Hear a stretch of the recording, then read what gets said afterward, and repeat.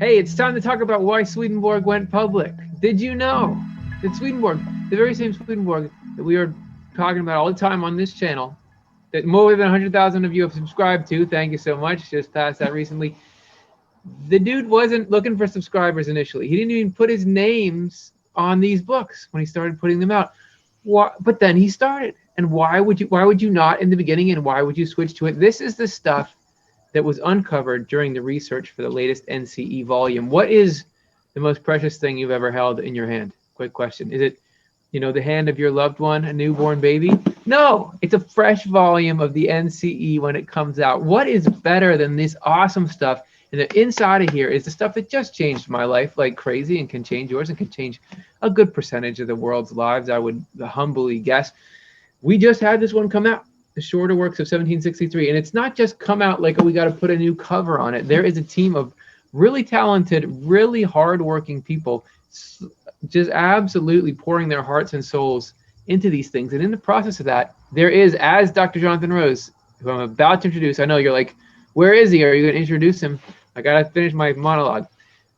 As Dr. Jonathan Rose will sometimes say, there's fresh turned earth. They're not just translating things. They are doing cutting edge research, and you learn things. They learn things doing this that we never knew. And to me, it matters, because to get that life change that we're talking about, to have this stuff come alive in you and let you see life in a new way, to have it help you deal with your fears and your worries and all that, you've got to know. The more you know about the context, the more you understand the process that Swedenborg was going through as he was, being a conduit for this stuff.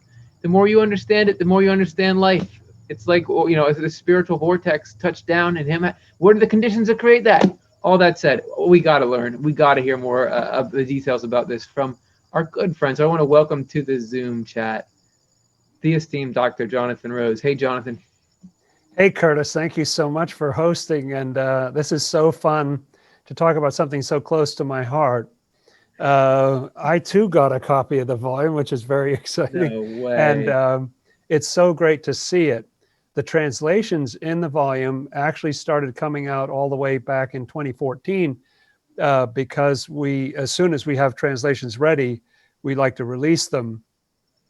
But those are just what we call portables. This is the deluxe form, as you know, that has the introduction, the notes, 4 indexes, all kinds of material to help people. We didn't want to stop people from having access to the translation as soon as we had that ready. But it takes quite a while to put this together. And I had the pleasure of writing the introduction to this volume. And as you say, just discovered a lot of cool things. I want to start with the translation. George Dole did a fantastic job with these translations. And to me, it really seems English. I want to start with Swedenborg's work on faith. And the way Swedenborg starts this work is amazing. I'm hoping to come back to this later in the show. Teachings for the New Jerusalem on Faith. So I just want to read like a page here of this. I think it's so great. Book tour. Faith is an inner recognition of truth. So right away, he's kind of redefining it. And something that I should set up is that in the state religion of Sweden at the time, the Lutheranism, that's still the state religion of Sweden now, there was the idea of salvation by faith alone. And that faith was a decision to believe that Jesus did certain things for you and so on. Right. So, you hear that. So faith was, it's a leap of faith, right? That you have to just believe it, almost sort of will it to be so, or decide to think certain things. And they're mysteries. You can't understand them. That was sort of the view that a lot of people had. So here's what he writes. This is how he starts his little booklet on faith. Nowadays, people understand faith to mean nothing more than thinking that something is true because the church teaches it and because it's not obvious to the intellect, which I think is awesome. In other words, where faith kicks in. If it was obvious, just go ahead and think it. If it's not obvious, that's what you have to call faith. In fact, the common saying, he continues, is believe and don't doubt. If someone replies, I don't understand it, people say, that's why you have to believe it. The result is that today's faith is faith in the unknown and can be called a blind faith.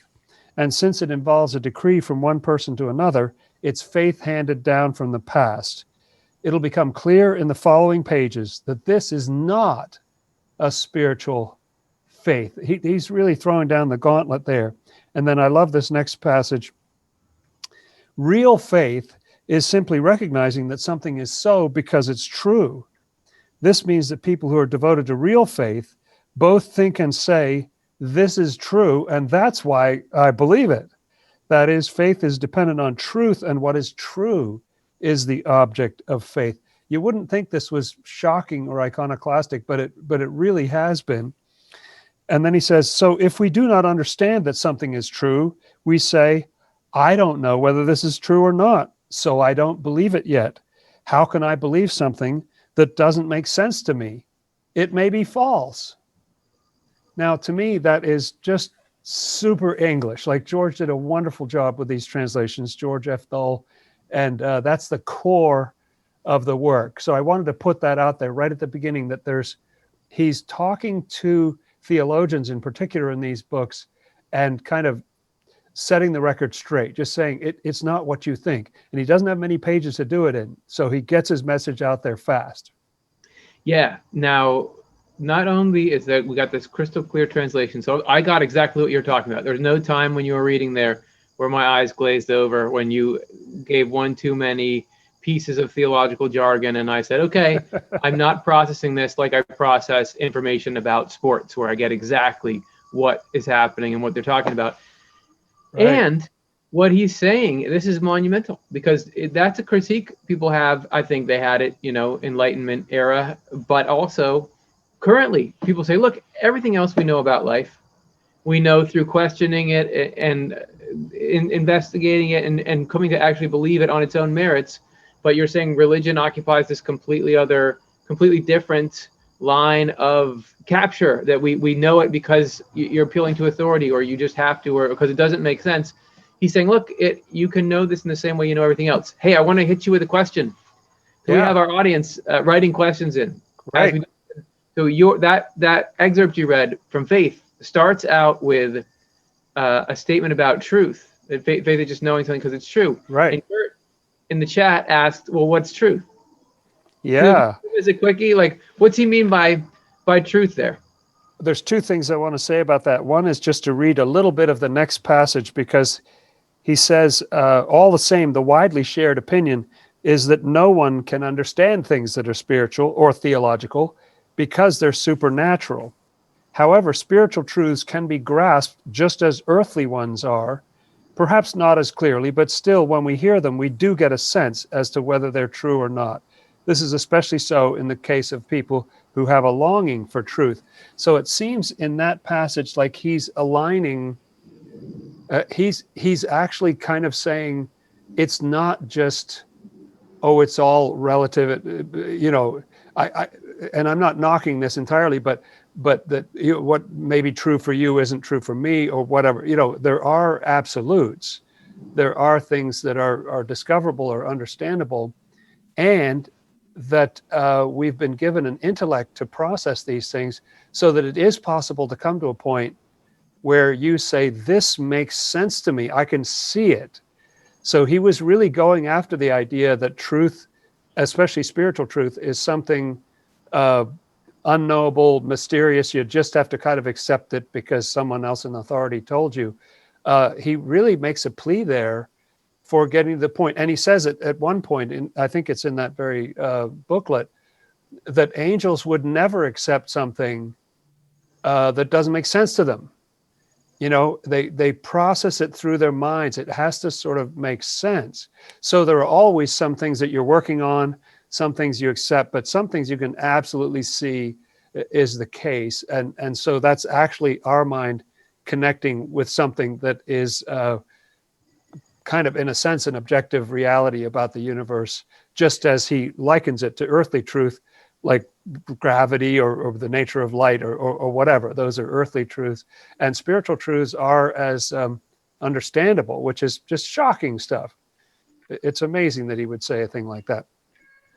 I love that. And it's so cool that Gert's got that question. And Swedenborg knows that question's in people's minds, so that's why the very next number he's Yeah, that's addressing right. That's right. He almost heard it coming, and yeah, that's right. Right. The big question is what's up with this anonymity stuff?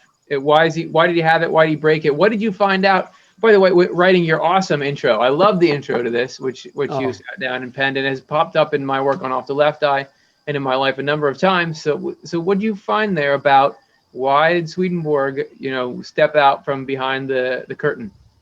It was very fun to write this introduction and to do the research, and I really hadn't expected to make as many discoveries as we did. It's everything about the NCE is a team effort, but we were just making discoveries, and I kept finishing a draft, and then like 3 days before I was done, I would find some new thing. Okay, rewrite and go over it again. And one big thing was to see what was going on with this anonymity. This was, so if you can sort of frame a timeline in your mind, he starts publishing his theological works in 1749 with Secrets of Heaven. This is 14 years later, if I got my math right, in 1763.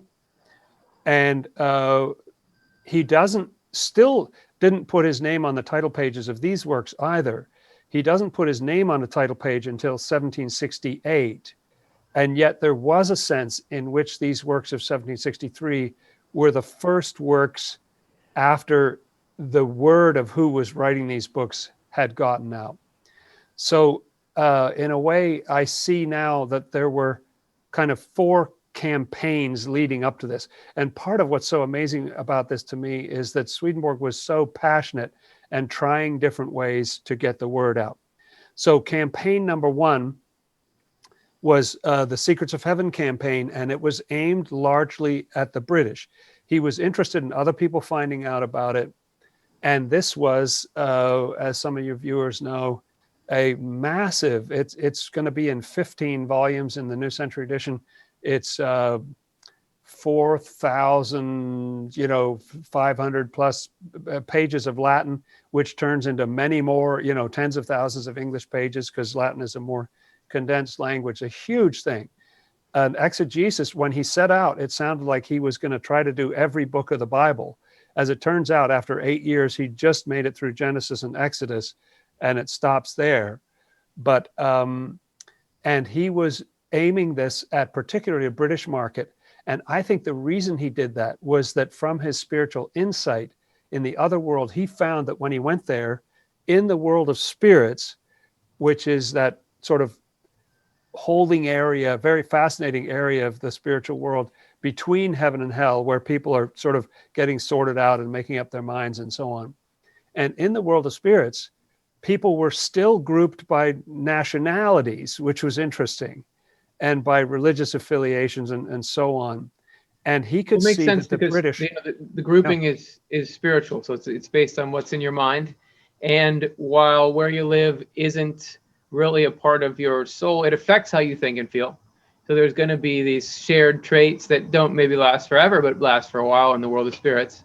So what's going on in the world of spirits that he found? So the British are at the center.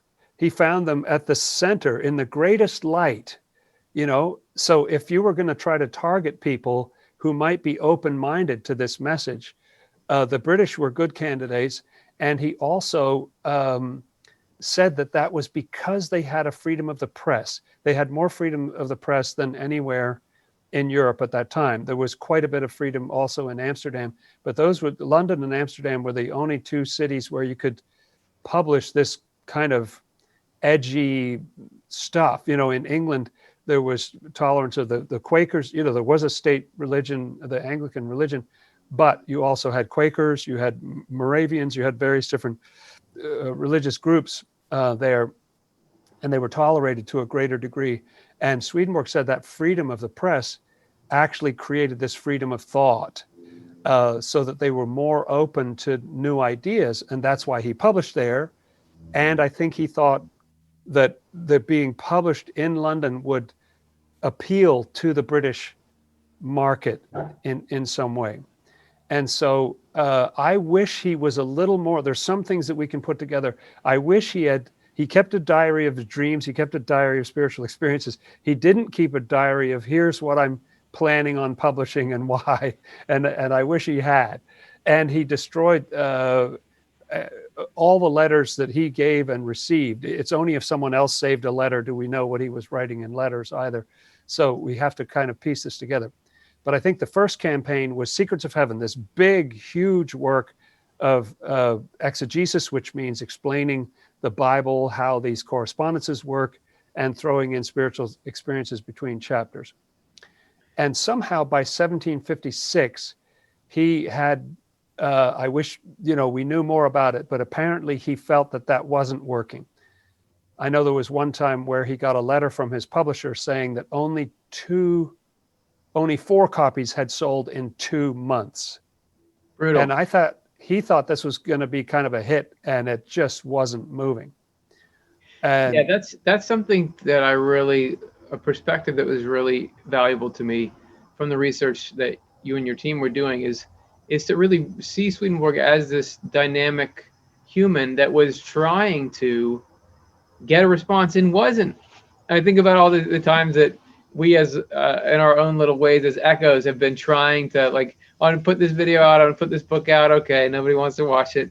It's just comforting in some way. Not comforting, but it just makes me say, wow, to think of him like, okay, I've got this one campaign. It's going to be Secrets of Heaven. This is the kind of material that's in it, and we're going to aim it at these people and nothing.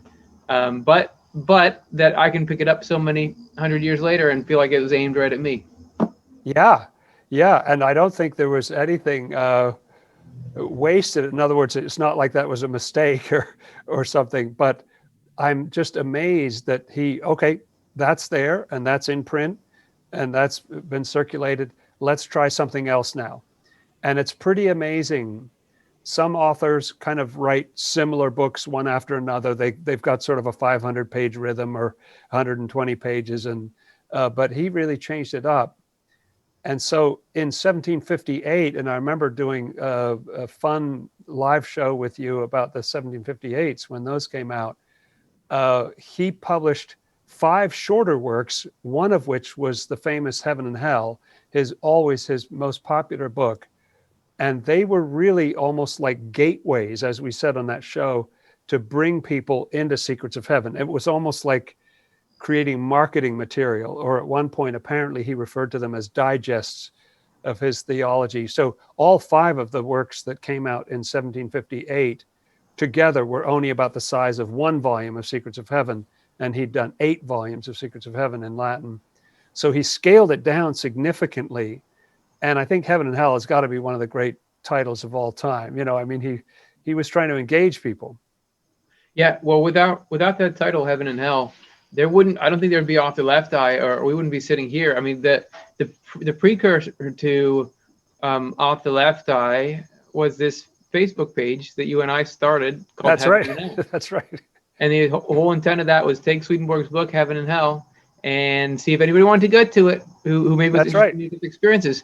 And we would get a decent amount of traffic with people who are looking for the band Heaven and Hell, which is, I think, Black Sabbath without Ozzy Osbourne. They're called Heaven and Hell. But that title, regardless, people would see an ad for that Heaven and Hell page and just sign up for it. So who knows if he had a stroke of SEO genius with that title, or he just was ripping them off based on content. But I think that is what people are interested in. And of those 5 books that came out in 1758, he always lists Heaven and Hell first. Like, hey, this is if you're going to start somewhere, start with Heaven and Hell. Right. And so this was part of what I think of as his second campaign, if you will. He's tried Secrets of Heaven. That had kind of disappointing results. So in 1758, he releases these 5 shorter works that are meant to be gateways to take you back into Secrets of Heaven. And that too is a primarily British campaign. He does send copies to the continent, to Europe, to get reviewed, but he sends copies to all the members of the House of Lords. In other words, interestingly, he's aiming at the government of England, like maybe sort of a trickle down theory. Again, we don't know exactly what he was thinking, but he sends it out to all the priests at Oxford, certainly one of the leading universities and sort of thought leaders of the time, to try to get things going. And already by 1759, just 1 year later, we have manuscript passages. Here we finally do have some manuscripts that have survived where he writes of how disappointed he is in the British response. And he says, I sent copies to everybody in the government, to all the bishops in the whole country. I sent them to all the priests at Oxford, and nobody said a word. And in another passage, you gather again, they were not selling well. It just wasn't taking off. Hey, weren't you born in the UK? I was. Yes, I was. So what are you guys doing? You're not helping Swedenborg out? We eventually got the swing of it, you know. Right. When I think about Swedenborg's translations, his works have been translated into approaching about 40 different languages around the world. But the biggest language is English. Now it is the most dominant language in the world, biggest second language and so on. But it's interesting that the English-speaking world has eventually really taken an interest in Swedenborg's works, at least by that one indicator. And that is interesting, sort of the land of my birth and all that, interesting to think about. So there was something going on in 1759 that was interesting. In 1758, he then doesn't publish anything for 5 years until he does these works that we're talking about this afternoon. And that was strange. He was 70 years old when it started, 75 when it finished, at a time when life expectancy was lower than it is now. Strange to take 5 years seemingly off of publishing. But what I think was going on there was that there was something that Winston Churchill referred to as the First World War, meaning, yes, there's this thing called the First World War that started in 1914, but actually there was another World War before that started in 1754.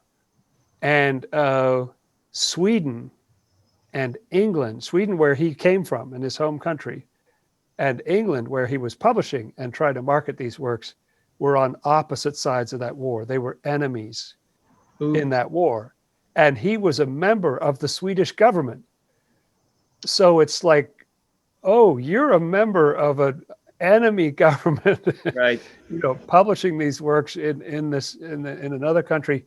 I think he had to get out of there.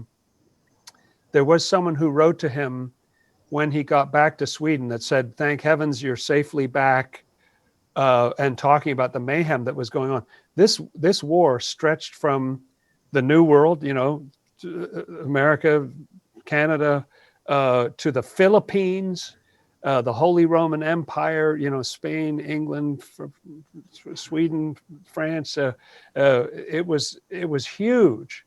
And there was carnage going on all over the place. And sea travel was particularly dangerous because there was fighting going on in the English Channel between England and France.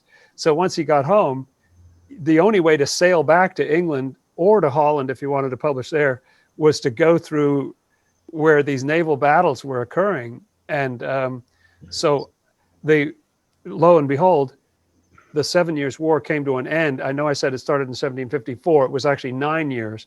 In Europe, it was 7 years, but it started in the New World a couple of years earlier. And so the treaties were signed in early 1763. And lo and behold, that's when he gets back on the boat and resumes his publishing. So I think one reason for that 5-year gap is that there were hostilities going on in the world.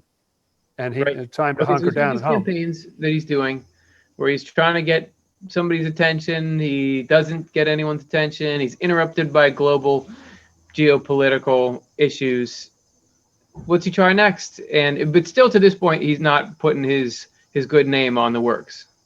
You're right. In fact, he was taking great pains to begin with to be anonymous, and all of that distribution campaign, sending them out to all the lords, House of Lords and everything, there was no name on it, like as if it had no return address or something. And so he was wondering why why that was blocked, that was not getting anywhere, because I think he thought the content would surely just engage people. And once the thought leaders read it, then it would spread to other people and become a new thing. Well, you can't So, help it. You can't help thinking like that.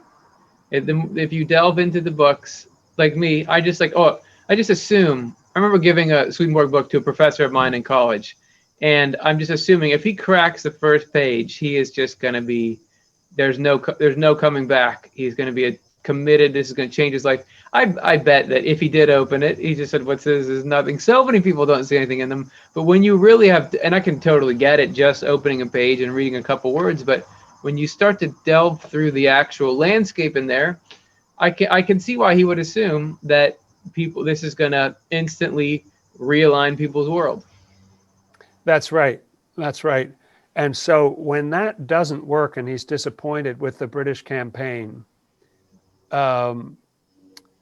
it's quite clear that the next idea he had was sort of campaign number 3, which was to take these same works of 1758, take Heaven and Hell.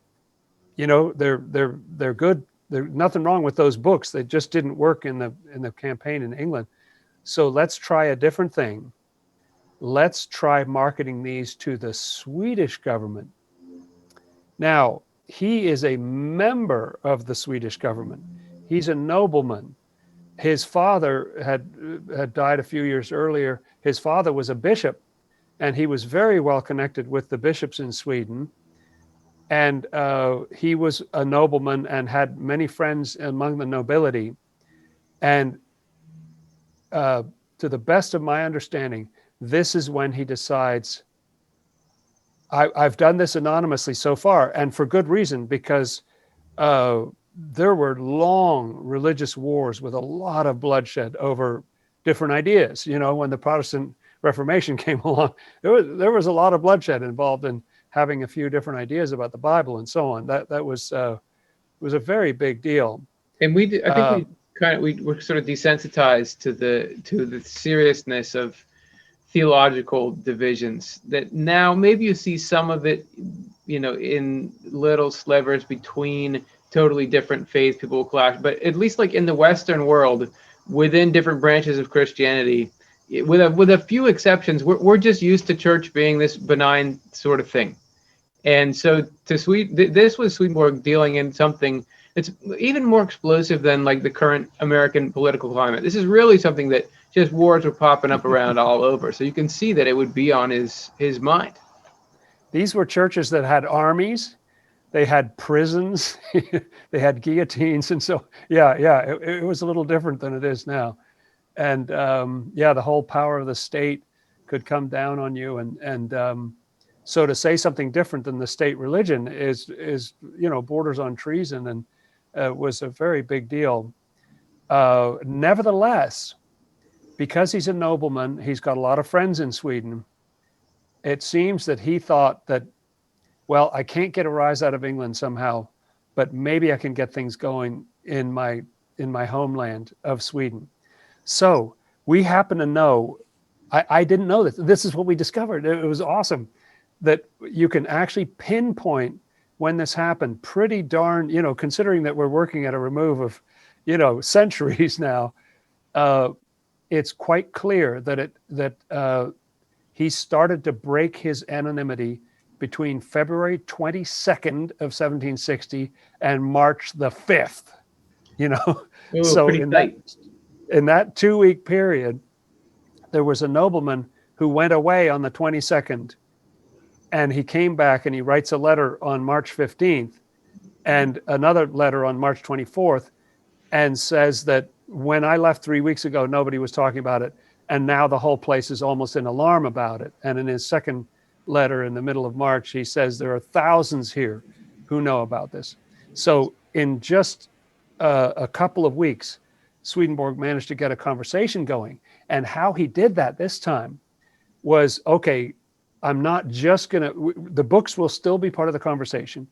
I'll still talk about the theology. One of the things that is said in the works of 1758 is this shocking idea that the Last Judgment has already happened. which just blew people's minds. And so he was telling people, but this time he can do it face to face. There's no sort of envelope that arrives with no return address. He's going to sit down with people and tell them, which is risky, but he says, I'm having spiritual experiences. Here are these books that I've written. And there's a third piece that he throws in there, which fascinated me to see. If I can't go into all the details, but if you read that introduction or listen to the audiobook that we have on the Swedenborg.com website, I read the introduction in as an audiobook. He was using what I might call spiritual gossip.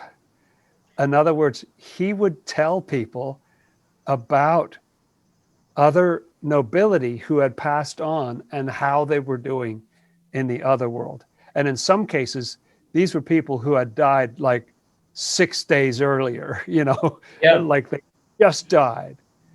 And so it was very much on people's minds. And so people may have believed him, they may not have believed him, but this started thousands of people talking in a way that had not happened with the British campaigns. And he had to sacrifice his anonymity to do it.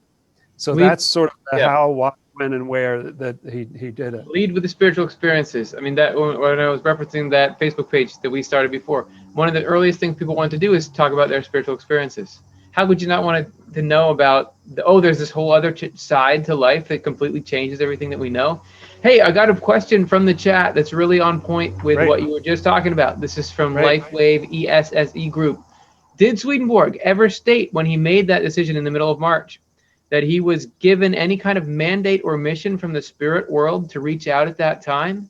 Did you hear anything, or is this why you wish he had that journal?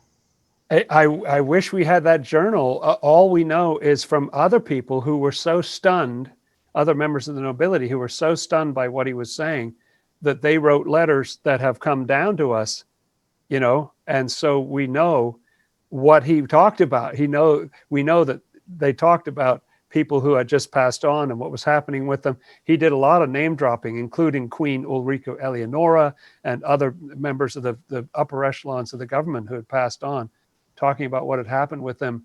I'm very interested. One thing that I think about the timing is that as a member of the government, he knew the way the Swedish parliament worked then, which is called the Riksdag, or sometimes in English called the Diet, which can be confusing because it has nothing to do with food. But the Riksdag was going to meet in October of that year. And so like 6 or 7 months ahead, this is go time, let's get a conversation going. Because what he planned to do, just as he had brought his works to the British Parliament, but didn't get the conversation going, let's try again. And this time my name will be part of the discussion and we'll try to get things going. And so he had 6 or 7 months and he managed to create a buzz. There was definitely a buzz. Yep. But that parliament, as far as we can tell, the minutes from all the meetings, the meetings went on for 2 years. And there was no discussion of his works at that parliament. So ultimately, even that rather dramatic, campaign 3 didn't get traction. And so then he went to campaign 4. And this is what campaign 4 looked like, were these shorter, let's go even shorter. A big factor in the fact that the works were shorter was that these wars, these terrible wars, had destroyed the Swedish economy and the exchange rate with other countries. He deposited money in 1759, 10,000 Swedish dollars, they were called. Sounds a lot like our dollars. Yeah, I hear that. He deposited $10,000 at 6% interest that he was going to cash in 1 year after that. As it turned out, he didn't cash it in 1760 or 61 or 62. But when the war was over, he cashed it in 63 and published the shorter works of 1763. But by that time, just in those few years, the value of his money was only a third of what it used to be. It would only buy you a third of what it had bought before the war. And Brutal. so I think that's lemons. He made lemonade, like, okay, I'll focus it. I've got to be more focused and attention getting. So his campaign 4 was to do these shorter works that were specifically aimed at the clergy and trying to get that debate going. You know, that's just such a funny quirk that we have to spend some time mulling over, because as the question we just got from the chat was hinting at, like, there is according to Swedenborg, there is a divine imperative to do this work, right? Like, there Right. is none other than God saying, I want you to do this, and I want you to get this out to people. You would think you wouldn't run into anything on the physical side. This seems like money absolutely altered the trajectory of his publishing of these materials. And it just is very, very Swedenborgian that he has this world where, yes, the spirit is doing something and wants something, but there is this external layer that absolutely has to be receptive to it. But I guess, so that's one side, that, yeah, you don't just have the spirit shines through and creates books. It's got to do it through these means. But also, I guess, the providence at play, because you would think if God is really telling Swedenborg, get this stuff out there because it's going to change some people's lives, you would think that Providence would just find a way to give him all the money he wanted. But it could well be that the 1763s were what needed to come out. It's just a fascinating quirk. I can't wait to ask him about it. It is really, really interesting, isn't it? When I was starting out with this material, I really kind of had this idea that Swedenborg is talking to the angels.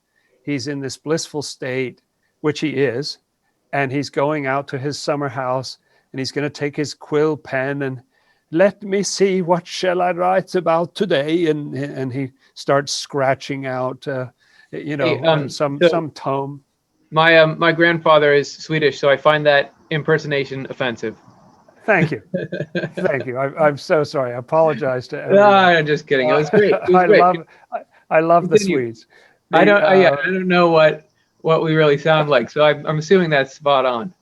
Something like that.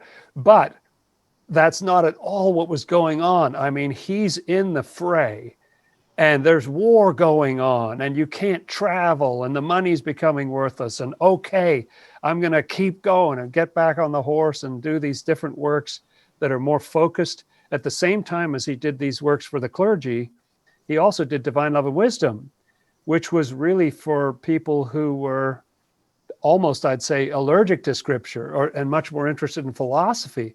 In other words, is he writing those for the nobles, and two different publishing lines at the same time? And so I loved seeing in writing this introduction just a more passionate, and there's a term that came up again and again when I was translating True Christianity, which is the term partnership.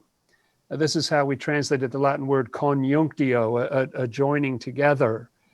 And Swedenborg likens it to signing of contracts, starting a business, that kind of thing. And so I really think there was a partnership between the Lord and Swedenborg. And some of it was, hey, up to, he wasn't just an automaton. He has to decide, okay, I feel called to do this, but like the how, well, here I am in time and space with this much money and these connections, and how can I play my cards? And one of the cards he had was, well, I'm a member of the Swedish government. I can probably get them to listen to me.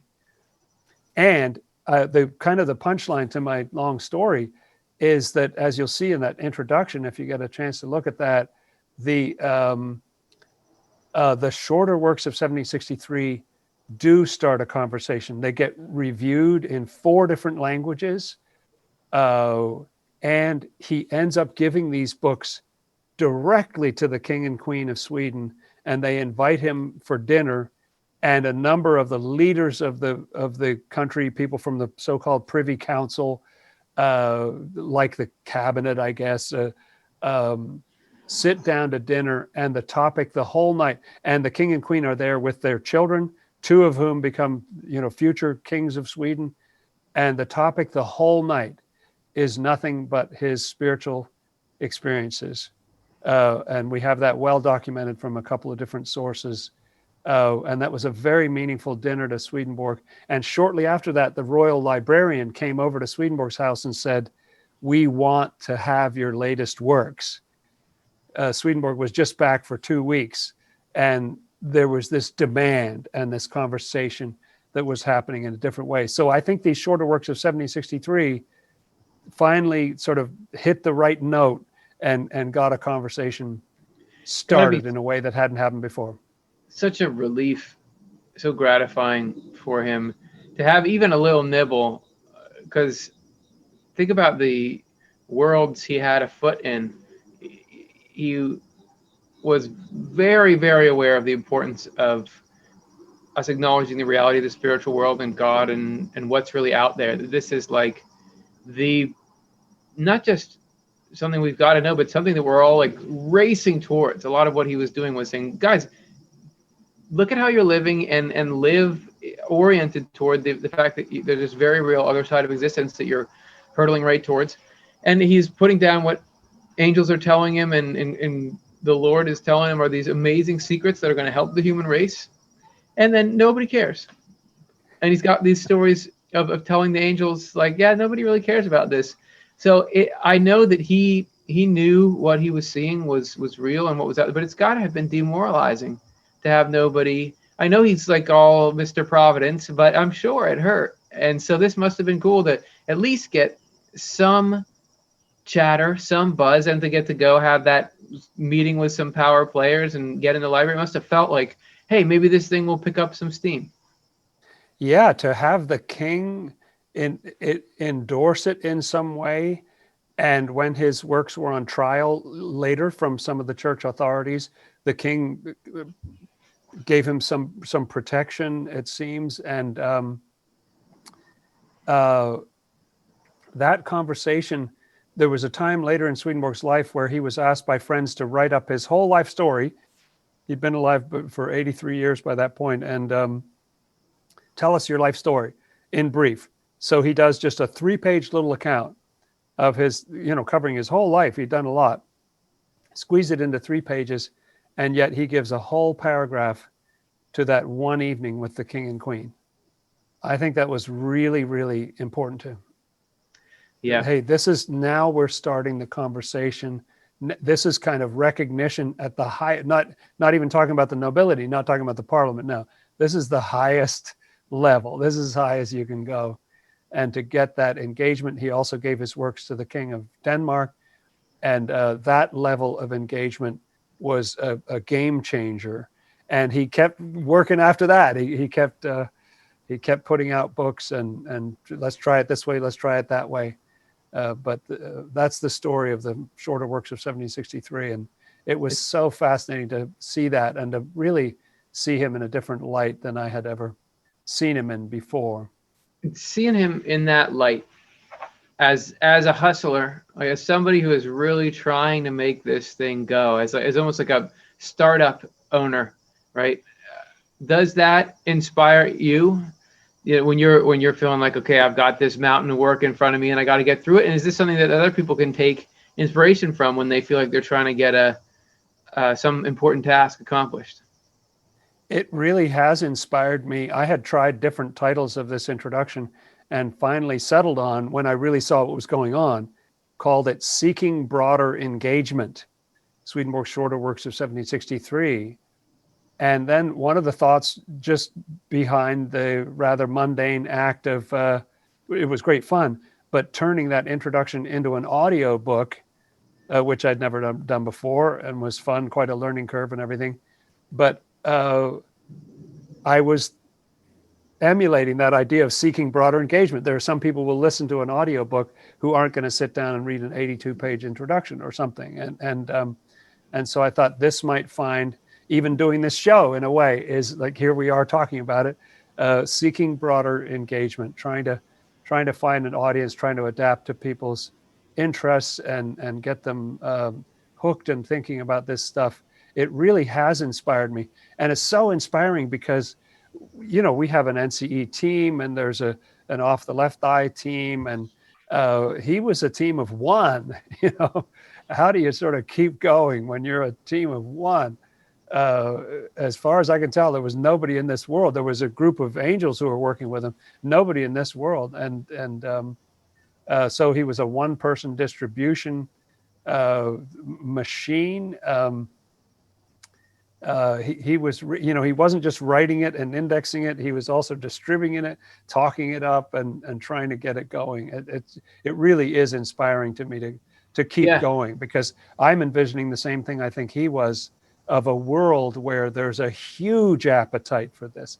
A lot of people, when they encounter this, it's like, where has this been? This is awesome, And I think there's a lot of people it could help, and a lot of things in our world it could address. And so let's keep pushing, Yeah, and I think if you're watching this video, either live or in post, you're probably among this little group of people that does see something. Because why else would you be watching a video about the 1763s? You feel like, oh, there's an imbalance of the importance of Swedenborg's material to the exposure that they've gotten. They're much more important than people are aware of them. So there's an imbalance. We need to correct it. And you may think, oh yeah, like Jonathan and I are up here talking, and so we're kind of like this little miniature version of doing Swedenborg's role of trying to get it out, and you are all the audience. But that's not true. You are all Swedenborg. I mean, anybody who is able to punch through the barriers to entry and find this material to be valuable, you've got the mantle now. You got to find out a way to get the next person interested, because all the things that made Swedenborg's works not popular when he was releasing them, all the stuff that made people resistant to them, it's still true now. They are still they still strain credulity because they're talking about the spiritual world and recorded spiritual experiences. They're still dense and theological. They're still got obscure terms and can seem like they are a little over. Everything that was there is still there. So everybody's got to try to find little ways to, and it's not going to be for everyone, but there's, as Jonathan was saying, there's so many people who, once they do get into it, just feel like, oh, I just needed that. Every single day on the Off the Left Eye channel, we're getting these comments about how helpful this stuff is when people are struggling with all their anxiety and their fear and everything that they're going through, that the Swedenborg's material is this lifeline. So we got to try to get it out. And hey, related to Swedenborg's quest to get it out specifically to the British, this is a question from Matt Klein.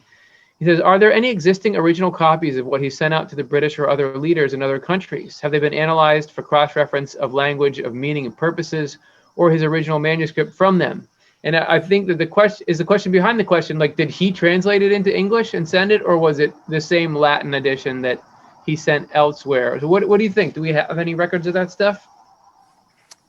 First of all, we do have, luckily, other people saved letters that he sent to them, telling them, asking them to look at the books and so on.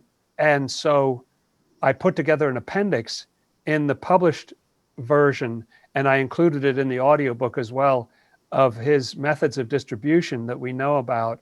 And they were pretty amazing too, where he'd often send multiple copies to one person and say, can you give these other copies to so-and-so, and ask them to express their opinion about it in this meeting, and he wouldn't control how people reacted, but he just said, here, think about this and talk to other people about it. Let's get a conversation going.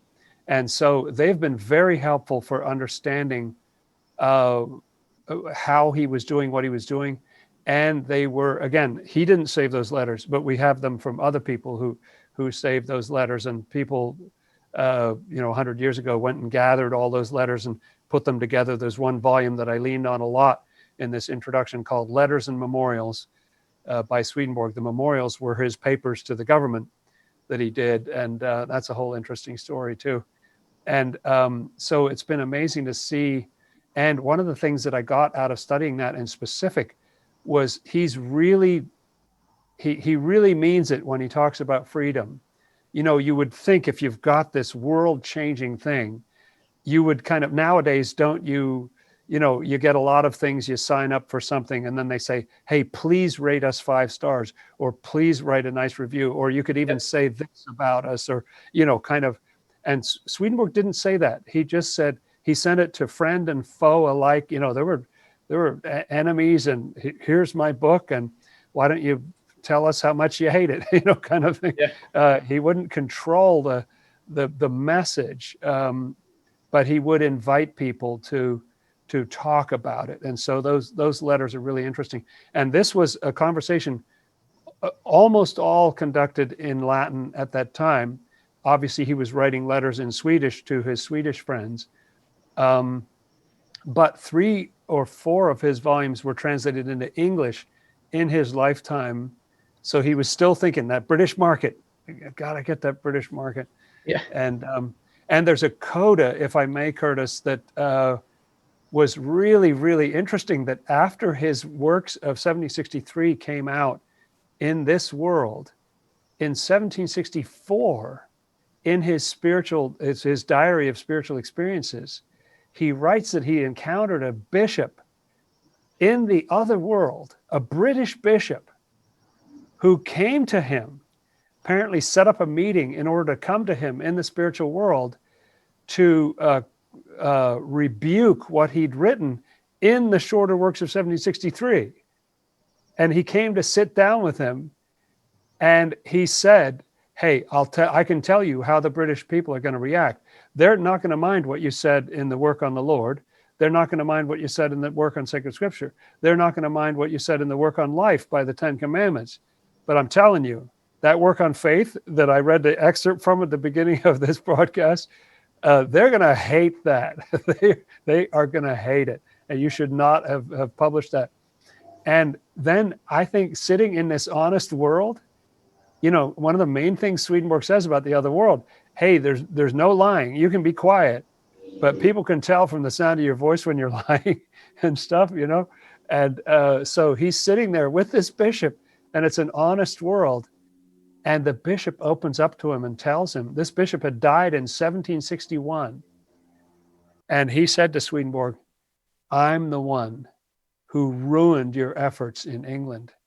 I blackballed you to everybody. I went to all the priests in Oxford, and I got them not to say a word about it. I shut the whole thing down. So Swedenborg actually got to meet the guy. You know, he was not wrong. There was a campaign against him.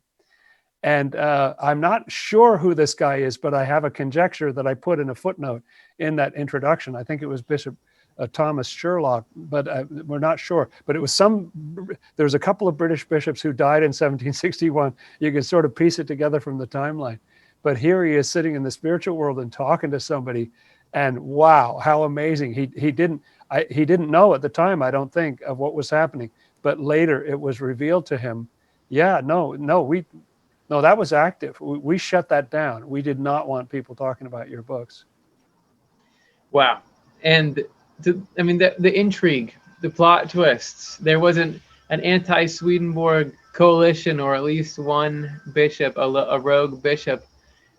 Hey, it just so happens that the anecdote you gave before about the bishop coming and accosting him on what he said in his book on faith, that answers a question we got from the audience, or at least begins to answer it, because we got from Brian Sines. Said, do long dead souls in the afterlife know what is happening on earth in the present?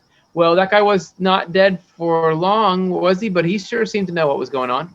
3 years. He knew what was being published. He knew what the content was. He'd read it. Yeah. And there are other indications. There's a great story in True Christianity where it's very clear that the people in the other world even know who they're with and what their people in this world are doing. And they seem very, very connected. So that's pretty amazing.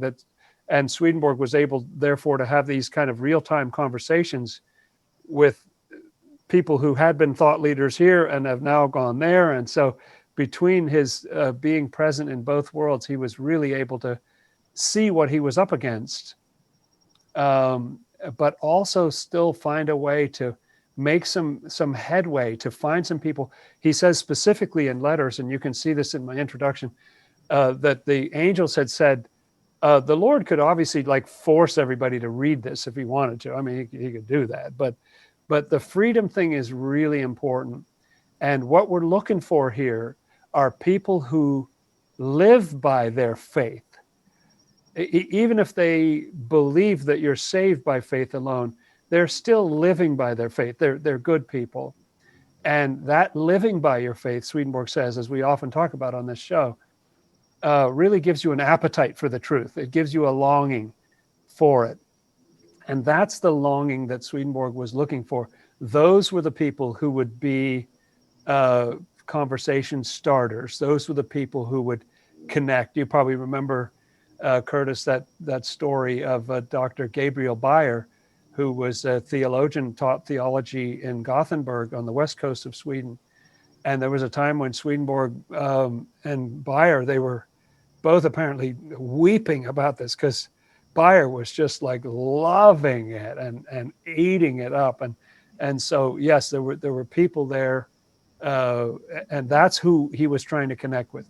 And you had to hit, it was almost like a percentage basis, like they say, if you do a mailing or something, 3% are going to respond, or, that kind of thing. Or now it's like click through rate or whatever. He had to hit enough people that you'd find those who are really living by their faith and who are open to the truth, and really getting back to that early question about the truth, where when they hear it, it goes ding, it kind of like, it feels like that makes so much sense. And as you say, we see that every day with Off the Left Eye. It's a beautiful thing to see people responding, and where it just like, oh, I have wondered about that for so long, and the answers I've been given just didn't make sense to me. And this opens my eyes. I can see that this really makes sense. He was looking for those people, and he found about maybe 50 people like that by the time that he died, something like that. And that was enough to kind of get it going, and it spread out from there. That's great. I mean, that was a meaningful group there. And now I'm 51. If there haven't been any since then, I would imagine you're 52. And I think we got some more people in our online Swedenborg community that also have been touched by it. So let's end on a fun note with one last question from the chat that's related to, hey, so Swedenborg was really trying to get this out, or he's gratified when it goes out. Did he stop when he died? And in particular, Marilyn Hollywood asked, has anyone ever attempted to contact Swedenborg via mediumship, or is that not done? I mean, we had these 4 or 5 campaigns. Is he doing a 6th, popping into people's dreams or into their visions and telling them to go do stuff? Yeah, it's fun to hear when people have dreams. I know of a number of instances over time where people have attempted to contact Swedenborg and so on. If I may say, the philosophy of Off the Left Eye is that trying to make contact in that way can leave you somewhat vulnerable to just like a kind of hacker spirit or something who wants to come in and horse around with the communication or something. There can be like an identity issue. When Swedenborg's spiritual eyes were opened, he went through a lot of confusion about who he was talking to. It took a while to figure out, sort of test the spirits, as the Bible says, and figure out who you're communicating with and everything. So but I have to say that although I haven't, contacted Swedenborg through a medium or whatever, I felt like I was getting a lot of help with this introduction. Like the fact that I would keep almost finishing a draft, and then something would sort of knock, on the door. You'd make some other discovery. And there was even one time where I had a dream that I was driving to the post office, and I had all these letters, and I knew they were all addressed and they had the names on the inside, but there were no addresses on the outside, and they'd all been sealed. And I was going to the post office, and I thought, well, wait a minute, these aren't addressed. I don't know where to send these. And when I woke up, I thought about the introduction I was working on, and I thought, I think what it means to me is that I'm talking about these bishops, and I don't know who they are. And so I did a lot of research, finding out, wait a minute, we're talking about these people. These were real people. You can still find out about them. They have Wikipedia pages, you can learn about them. And so I did more research on the birth and death dates and who these bishops were and how they related to Swedenborg. So I felt sometimes I was getting a little help from the other side. Yeah. Well, thank you. I'm glad that for all the assistance that you got, and I'm glad for the assistance from your team and your work ethic as you all persevered to make this great product. The Shorter Works of 1763, available at Swedenborg.com. The audio introduction is available at the Swedenborg Foundation YouTube channel. Check it out. The campaign, the saga, the mission continues. Thanks to everyone who supported and made this possible. That brings us to the end of our program. Thanks for everyone who tuned in live and after the fact. And Jonathan Rose, always a pleasure to talk to you, and can't wait. What's the next NCE project you're working on now? The next one we're working on now is the 3rd volume of Secrets of Heaven, which is great fun. There's some awesome stuff in there, some awesome spiritual experiences and biblical expounding and so on. So I'm having a lot of fun working with Lisa Hyatt Cooper on editing that right now. She translated it. Can't wait. That's the next one to come.